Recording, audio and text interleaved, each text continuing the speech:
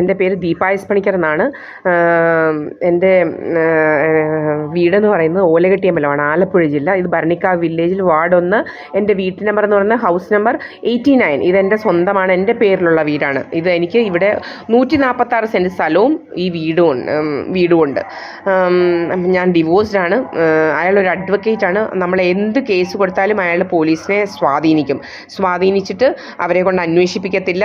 അന്വേഷിച്ചാൽ തന്നെ അവർ കറക്റ്റായിട്ടുള്ളൊരു കൺക്ലൂഷൻ തരികയോ അല്ലെങ്കിൽ വേണ്ട രീതിയിലുള്ളൊരു നടപടി എടുക്കുകയോ ഇതുവരെ ചെയ്തിട്ടില്ല. എൻ്റെ 5 CCTV ക്യാമറ ഇവന്മാർ അടിച്ചു പൊട്ടിച്ചിട്ടുണ്ട്. ഇവന്മാരുടെ കഥകൾ ഇതാവാൻ വേണ്ടി ഇവന്മാർ കള്ള കഥകൾ ഉണ്ടാക്കും നമ്മളെക്കുറിച്ച്. ഭയങ്കര നട്ടാക്കിളിക്കാത്ത കഥകൾ എന്ന് വെച്ച് കഴിഞ്ഞാൽ ആരൊക്കെയോ ഇവിടെ വരുന്നു, ഞാൻ ആരെയോ കൂടെയാണ്, ഞാൻ ആരെയോ കല്യാണം കഴിച്ചു എന്ന് വരുത്താൻ ശ്രമിക്കുക, അങ്ങനെ പല ഇതാണ്. ഞാനൊരു ഡിവോഴ്സ്ഡ് ആണ്. ഞാൻ ഇതുവരെയും കല്യാണമൊന്നും കഴിച്ചിട്ടില്ല. എനിക്കൊരു ലിവിങ് ടുഗദർ ആയിട്ടുള്ള ഒരു പാർട്ട്ണറുണ്ട്. അദ്ദേഹം ഡൽഹിയിലാണിപ്പോൾ. ഞാൻ ഡൽഹിയിലായിരുന്നു 2022 മുതൽ ഈ കഴിഞ്ഞ ജൂൺ 20th ഞാനിവിടെ വരുന്നത്. എൻ്റെ കയ്യിൽ എല്ലാ തെളിവുമുണ്ട്, ടിക്കറ്റ് സഹിതമുണ്ട്. പോയതിൻ്റെ എല്ലാം ഞാൻ അപ്ലോഡ് ചെയ്തിട്ടുണ്ട്. പിന്നെ ഞാൻ എവിടെ പോയിട്ടുണ്ടെങ്കിലും അതിൻ്റെ എല്ലാം ടിക്കറ്റ്സ് ഞാൻ അപ്ലോഡ് ചെയ്തിട്ടുണ്ട് നമ്മുടെ ഇതിൽ.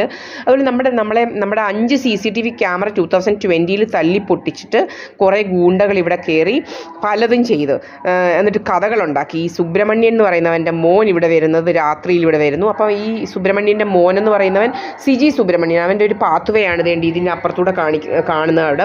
അപ്പോൾ അതുവഴി ഇങ്ങനെ നടക്കും. എന്നിട്ട് എൻ്റെ ആ ഗേറ്റ് കഴിഞ്ഞ് കുറച്ച് അങ്ങോട്ട് അവിടെ വരെ പോവും. ആ ഒരു മരം നിൽക്കുന്ന അവിടെ വരെ പോയിട്ട് ഇവൻ്റെ വീട്ടിലോട്ട് തന്നെ ഈ വഴിയെ തിരിച്ചു പോകും. അപ്പോൾ പാതിരാത്രിക്ക് 1 മണിക്കും 2 മണിക്കുമാണ്.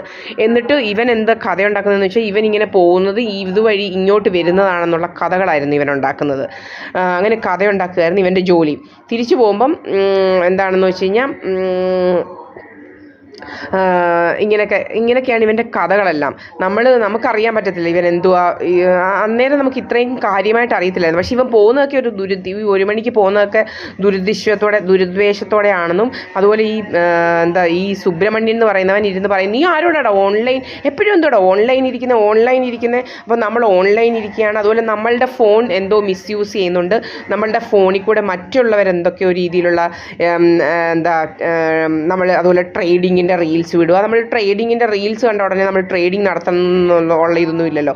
നമ്മൾ ഈ റീൽസ് കണ്ടുകൊണ്ടിരിക്കുമ്പോൾ പല രീതിയിലുള്ള റീൽസ് വരും, നമ്മളത് കാണുന്നതേ ഉള്ളൂ. അല്ലാതെ നമ്മളൊരു ഇന്ന റീൽ വേണമെന്ന് പറഞ്ഞുകൊണ്ട് ഇന്ന് വരെ നമ്മൾ സെർച്ച് ചെയ്ത് കണ്ടിട്ടില്ല. മനസ്സിലായില്ലേ?